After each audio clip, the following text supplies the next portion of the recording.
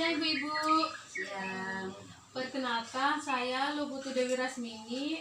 Saya mahasiswi nurse dari Setika Sudah Global Yogyakarta.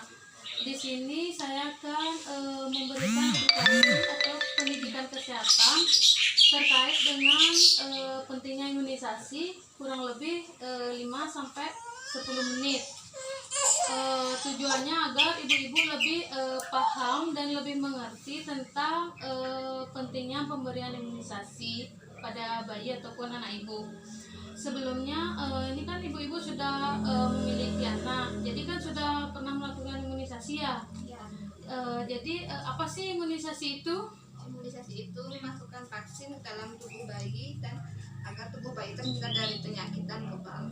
Ya, jadi imunisasi ini yaitu memberikan vaksin atau imunisasi ke dalam tubuh bayi ataupun tubuh anak ibu. Tujuannya agar terhindar dari penyakit yang menular dan meningkatkan kekebalan tubuh anak ibu ataupun janin tersebut. Nah, mengapa sih kita perlu memberikan imunisasi? Di sini kita wajib memberikan imunisasi dasar lengkap pada bayi tersebut, yaitu agar terhindar dari penyakit infeksi dan meningkatkan kekebalan tubuh.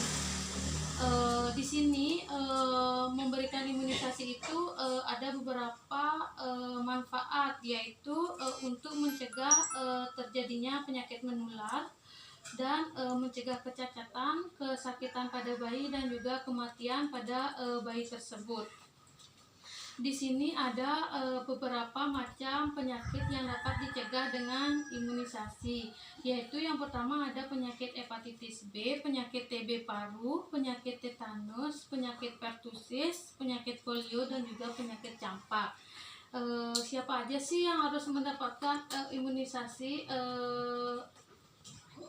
ini, yaitu bayi yang baru lahir yang berusia 0 sampai dengan 22 bulan harus sudah mendapatkan imunisasi dasar lengkap, dan anaknya harus sehat. Apabila anak ini sakit atau mengalami demam, maka pemberian imunisasi itu ditunda terlebih dahulu, tunggu anaknya sehat dulu baru diberikan imunisasi tersebut. Nah, di sini ada beberapa macam imunisasi. Yang pertama itu ada imunisasi BCG, yaitu untuk melindungi anak dari penyakit TBC atau tuberkulosis. Yang kedua ada imunisasi polio, yaitu untuk melindungi anak dari penyakit polio.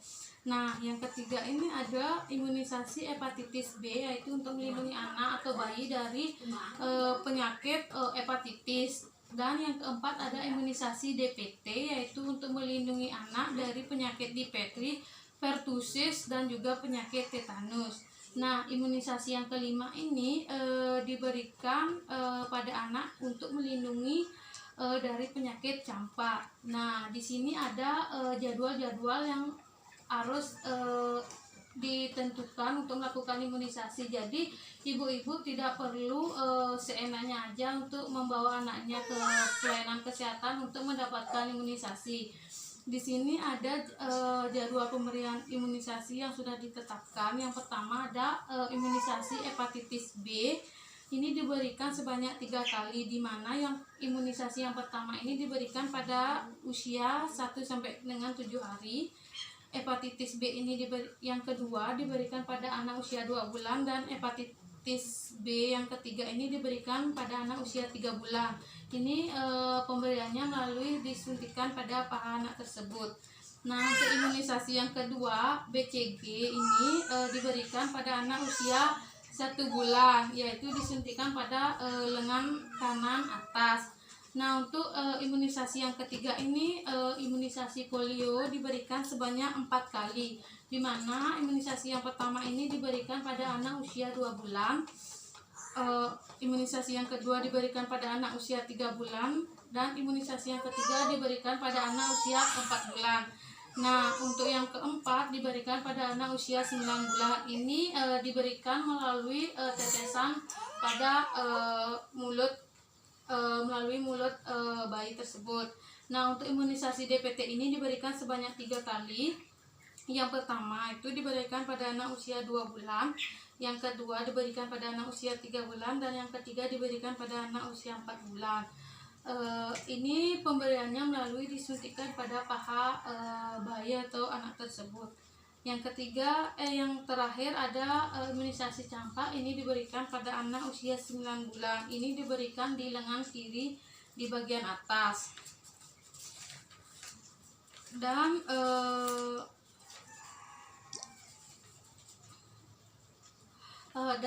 di sini di mana sih tempat-tempat yang bisa dilakukan untuk melakukan imunisasi? Di sini ada posyandu, puskesmas, rumah sakit, dan juga klinik ataupun bidan. Jadi pada anak ibu yang akan mendapatkan imunisasi, ibu bisa mengajak atau membawanya ke rumah sakit ataupun bidan yang terdekat ataupun posyandu. Dan ada beberapa keadaan yang tidak diperbolehkan untuk melakukan imunisasi. Nah, apabila anak ibu mengalami demam, batuk ataupun pilek, maka pemberian imunisasi bisa ditunda terlebih dahulu. Apabila anaknya sudah keadaannya sehat, sudah tidak batuk ataupun sudah tidak demam, maka ibu boleh mengantarnya atau membawa ke petugas kesehatan untuk melakukan imunisasi yang akan didapat. Itu saja materi yang saya sampaikan. Sebelumnya, apakah ibu sudah paham atau ada yang ingin ditanyakan? Ada. Apa? Imunisasi yang bikin anak panas itu imunisasi apa? Itu seperti imunisasi BCG ataupun polio. Nah, ibu tenang saja apabila setelah imunisasi anak ibu mengalami demam ataupun nyeri di bagian penyuntikan, ibu tidak perlu khawatir karena itu reaksi dari imunisasi tersebut. Jadi apabila ada pembekakan ataupun nyeri di bagian penyuntikan, ibu bisa mengompresnya dengan menggunakan air hangat di rumah. Dan untuk menangani demamnya itu paling lama 1 sampai dengan 2 hari terjadi demam dan diberikan obat penurun panas. Seperti itu. Ada yang ditanyakan lagi? Apakah ibu sudah paham? Sudah. Kalau sudah, di sini saya akan mengakhiri kegiatan pada siang hari ini. Jika tidak ada yang ditanyakan, saya akan kembali ke ruang perawat. Selamat siang.